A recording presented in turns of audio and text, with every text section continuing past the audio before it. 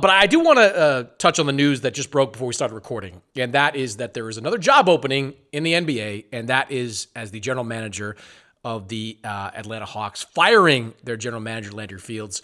I guess not that surprising, Fred, given that this team was not good this year, not good at building a team around Trae Young, I guess, for the last 6 or 7 years. But I guess your reaction to Landry Fields being out in Atlanta. Yeah, the surprise to me is more just that he didn't have that much time as a lead exec. He came into Atlanta in 2020, but that was as a number 2 to Travis Schlenk, and Schlenk ends up leaving in 2022, 23 during that season, and 23, I believe, is Fields' really first off season. So he gets 2 off seasons as a lead exec. He makes the DeJounte Murray trade out, which ended up being a pretty good trade. They got the Lakers pick out of it. They got Dyson Daniels, who is now a finalist for Most Improved Player and for Defensive Player of the Year, and is 22 years old and is probably only getting better. They ended up getting a good haul for that. The team has obviously stagnated, but they've put long, athletic guys around Trae Young, and I think the question now becomes, like, Ansi Salah is going to take over that GM job, but it seems like they're going to hire somebody over him to be the president of basketball operations, which is kind of the new model in front offices now. You look at teams and you've got kind of like your big picture person on top, and then you've got kind of your day-to-day person under him. Toronto has Masai Ujiri and has Bobby Webster as the day-to-day under him. Washington has Michael Winger and then has Will Dawkins as the day-to-day under him. And you see that in a lot of different places. The question becomes like, okay, what's this mean for Trae Young? Because I look at their roster and you look at what they've prioritized as an organization in terms of player types they've gone after. Zachary Risachet, who was good this year, by the way. I was impressed with him. Zachary Risachet, long, athletic, defensive-minded, hands in passing lanes.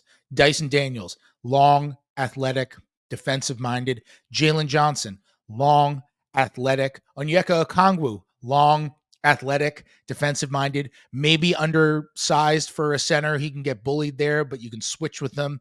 And then there's one guy who just, from a stylistic standpoint, just doesn't really fit with all those things that I'm talking about right now. And that one guy is the one guy who is an all-star. And I am very curious to see if they are putting all of these guys around Trae Young because the type of player that Young is requires all those players around him, or if they are doing this because that's what they believe is kind of the moving forward philosophy.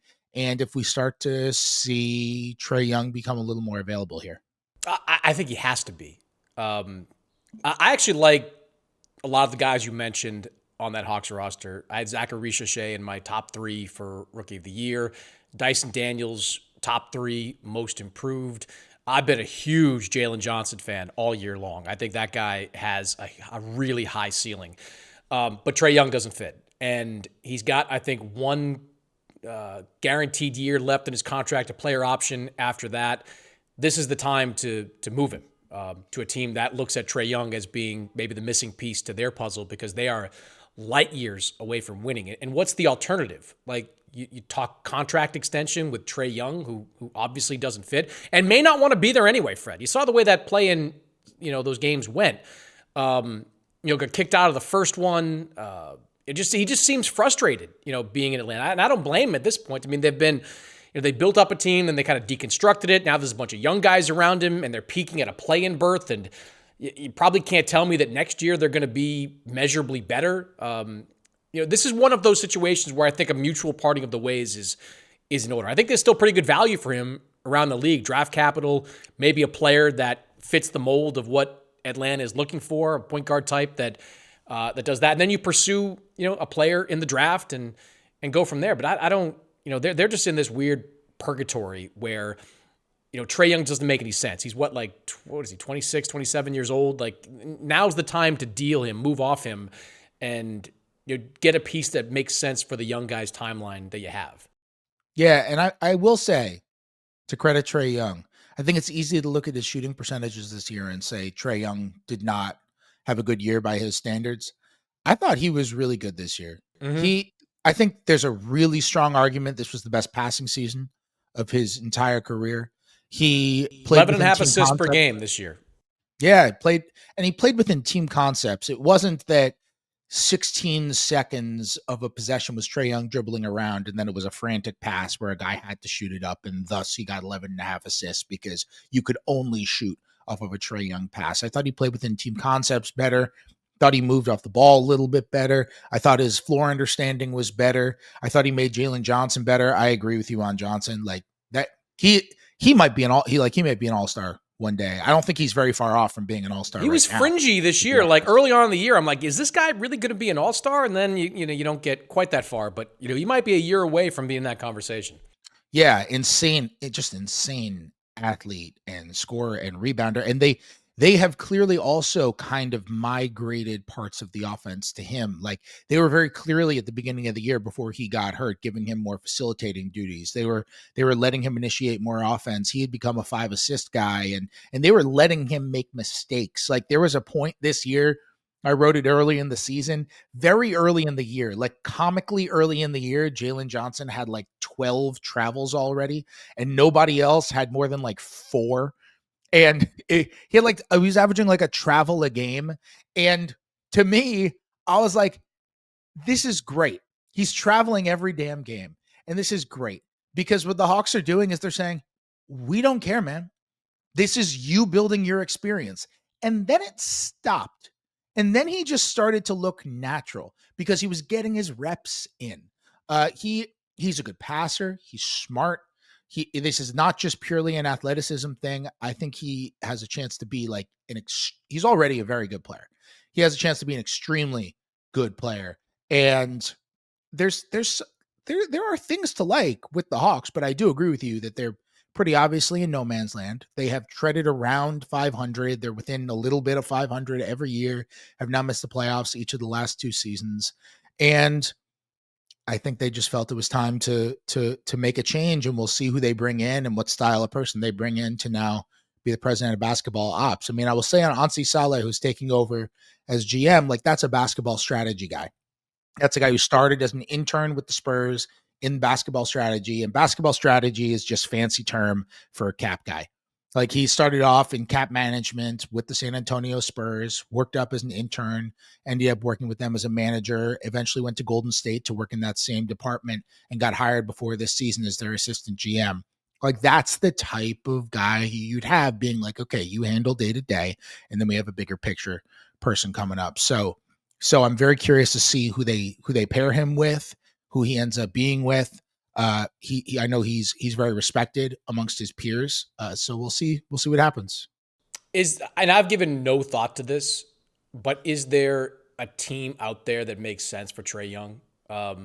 Before the De'Aaron Fox deal, I might have said San Antonio.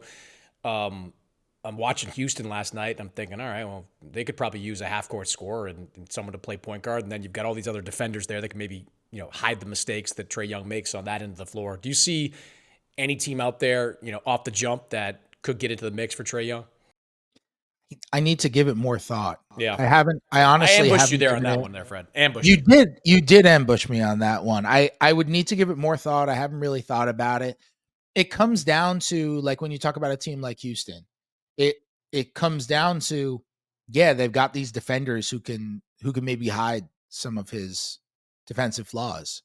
But then we could also end up saying the exact same thing about the Houston Rockets that we're saying about the Hawks now, which is all of these things look the same. And there's one guy who doesn't necessarily fit the mold. And sometimes that can be a good thing because you can have certain guys' strengths filling in for other guys' weaknesses, and you can create this fantastic cohesive unit. And at other times you can be like, there is a very obvious non-fit here. How do you move that out? So I think there is value for Trey, and I think there are teams that will value Trey. I wonder who that could be. It would probably have to be a team that has like a good defensive player who can guard ones every night and really just shut down ones. Like sounds like Houston, Fred. Sounds like Houston. Could be. I mean, I also wonder if it's a team that just wants to make a jump. Like, to be clear, literally no intel whatsoever on this. Like, this is not at all reported. Like, this is just me throwing a team out there. Like, I wonder if you're just like, if you're a team like Portland and you're like Denny guards wings and Tumani Kamara guards guards everybody and can shut down ones, and you can hide Trey and you can kind of get an offensive engine there.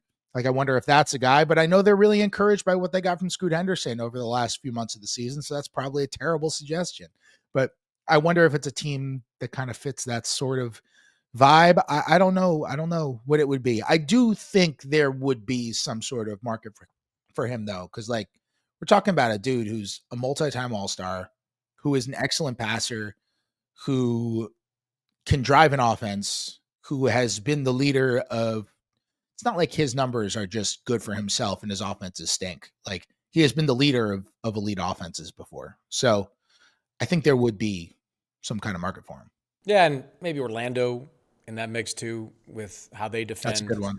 Probably use some more scoring as we saw in that Boston game, and we'll probably see that throughout the course of the Yeah. series. Yeah, there's going to be a market for him.